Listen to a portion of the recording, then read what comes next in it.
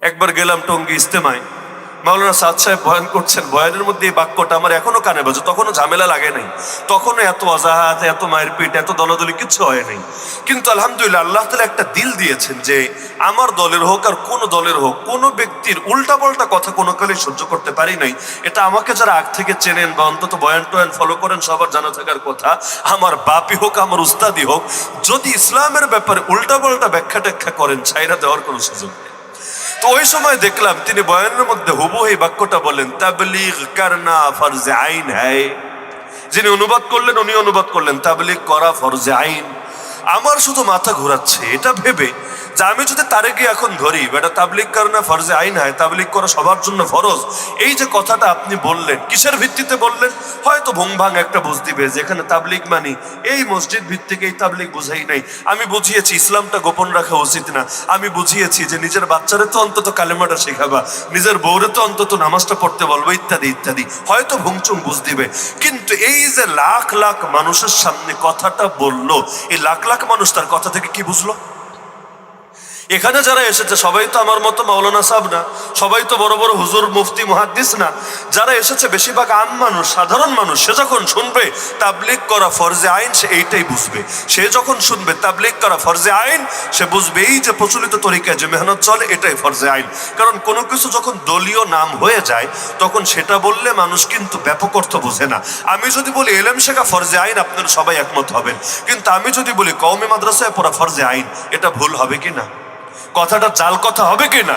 এখন যদি আমি বলি আসলে কওমি মাদ্রাসায় পড়া বলতে আমি এলেম শিখাই বুঝিয়েছি, এই ব্যাখ্যা দিয়ে কিন্তু দুনিয়া চলবে না, বরং এটা জাতির সঙ্গে প্রতারণা হবে।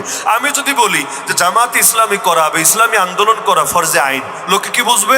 বুঝবে ওই যে জামাত ইসলামী নামে যে দল আছে, ইসলামী আন্দোলন নামে যে দল আছে, ওই দল করা ফরজে আইন। অথচ আমি যদি এভাবে সুনির্দিষ্ট দলের নাম নিয়ে বলি এই দল করা ফরজে আইন, তাহলে এটা অপব্যাখ্যা হবে নাকি হবে না? কারণ এই দল প্রতিষ্ঠা হওয়ার আগে তাহলে কেউ ফরজে আইন করতে পারে নাই, এটাই তো অর্থ দাঁড়াবে।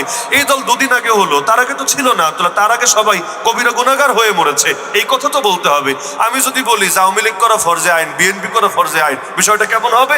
এখন ব্যাখ্যা হয়তো আমি পরে দিলাম যে বিএনপি মানে বাংলাদেশ ন্যাশনালিস্ট পার্টি, তার মানে নিজের বাংলাদেশটারে মহব্বত করতে হবে, নিজের দেশটারে ভালোবাসতে হবে, দেশের সঙ্গে যুক্ত হয়ে থাকতে হবে। আমি এটা বুঝিয়েছি। আওয়ামী লীগ, আওয়াম মানে জনগণ, আরবি শব্দ, পাকিস্তানি চেতনা। আওয়ামী লীগ, আর লীগ হলো ইংলিশ শব্দ, ব্রিটিশ চেতনা। নামের মধ্যে দুই চেতনা আছে। আওয়ামী, আওয়াম শব্দ কিন্তু উর্দু শব্দ, জানেন না? আওয়াম কিন্তু মূলত বাংলা না, কোন ভাষার শব্দ? উর্দু। এবং এই নামটা কিন্তু এসেছে আওয়ামী মুসলিম লীগ থেকে। আওয়ামী মুসলিম লীগ, ওই আওয়ামী মুসলিম লীগও আবার এসেছে মুসলিম লীগ থেকে। ওই মুসলিম লীগের হাতে ধরেই 47 দেশ ভাগ হয়েছে, ইন্ডিয়া পাকিস্তান। পরবর্তীতে মুসলিমের আগে একটা শব্দ বেড়েছে আওয়ামী মুসলিম লীগ, যার প্রতিষ্ঠাতা সভাপতি ছিলেন এক মাওলানা, যাকে রেড মাওলানা বলে, লাল মাওলানা মানে মাওলানা ভাসানী সাহেব। পরবর্তীতে ওই আওয়ামী মুসলিম লীগ থেকে মুসলমানি কইরা মুসলমানিটা ফালাইয়া দিয়েছে এবং আওয়ামী রেখেছে, লীগ রেখেছে। কারণ মাঝখানে মুসলিম শব্দ বললে অনেকের নাকি দিলে কষ্ট লাগে। কিছু মানুষ থাকে এমন, এরা দুনিয়ার যাই বলা হোক কিছুতে কষ্ট পায় না, খালি ইসলাম আর মুসলিম শুনলেই ভেতরে চুলকানি আর থামে না। তাহলে এলেম শেখার চেষ্টা করবেন তো ইনশাআল্লাহ। এক নম্বরে আকীদার এলেম। কারণ আকীদার এলেমে যদি ঠিক না থাকে আমল করে কি হবে? যদি আকীদায় শিরিক থাকে, আকীদায় কুফর থাকে, আকীদায় জাহেলিয়াত থাকে, আমল করতে করতে কপালে দাগ ফেলে দিলেও আপনাকে জাহান্নামে যেতে হবে। কাদিয়ানির আমল করে না? অবশ্যই করে, নামাজ পড়ে, রোজা রাখে, হজও করে, বহু কিছু করে, কিন্তু যত কিছুই করুক না কেন জান্নাতে যাবে? কেন যাবে না? কারণ আকীদার মধ্যে ভেজাল আছে। আমার নবীকে সর্বশেষ নবী মানে না। আমার নবীর যদি সর্বশেষ নবী না মানে, ডেইলি 1000 রাকাত করে নামাজ পড়লেও বিনা হিসাবে জাহান্নামে যাবে। এজন্য আকীদা সহি করার কোনো বিকল্প নাই। 2 নম্বরে শুধু আকীদা সহি করলেই হবে না, বরং আল্লাহ যেগুলো আপনার উপর অবধারিত করে দিয়েছেন, যেগুলোকে আমরা ফরজ বলি, কোনোটাকে ওয়াজিব বলি, এগুলোর ইলম আপনাকে হাসিল করতে হবে। একইভাবে যেগুলো নিষিদ্ধ করে দিয়েছেন, যেগুলোকে কবিরা গুনাহ বলি, নাজায়েজ বলি, হারাম বলি, এগুলোর ব্যাপার আপনাকে ইলম হাসিল করতে হবে। ফরজ ওয়াজিবের ইলম হাসিল করবেন করার জন্য, আর হারাম নাজায়েজের ইলম হাসিল করবেন ছাড়ার জন্য। একটা করতে হবে আর একটা ছাড়তে হবে। ছাড়তে হলেও জানতে হয়, করতে হলেও জানতে হয়, বাঁচতে হলে জানতে হয়, না হলে আপনি বাঁচবেনটা কিভাবে? আরাফতু শাররা লা লিশ-শাররি লাকিন লিতাওয়াক্কি ওয়া মান লাম ইয়ারিফিশ শাররা ইয়াকা ফি। এজন্য যেগুলো আল্লাহ আমাদের উপর অবধারিত করে দিয়েছেন এগুলোর ইলম হাসিল করতে হবে।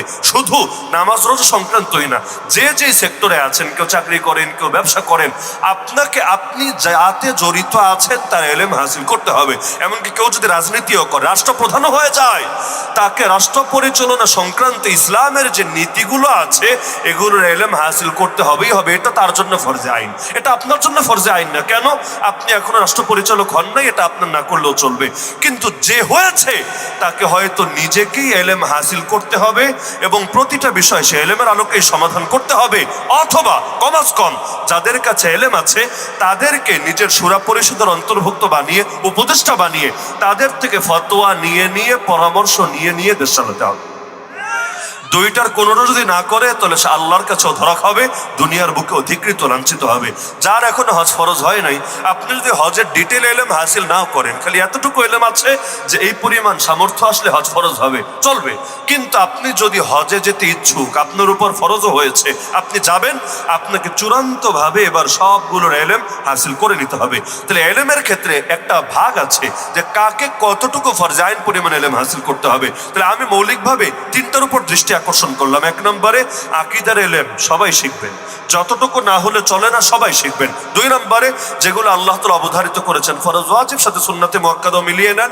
আর এদিকে নিষিদ্ধতার দিক থেকে হারাম, না জায়েজ, কবিরা গুনাহ যা কিছু আছে, পাশে সম্ভব হলে সগীরা গুনাহ মিলায় নেন, এগুলোর ইলম হাসিল করবেন।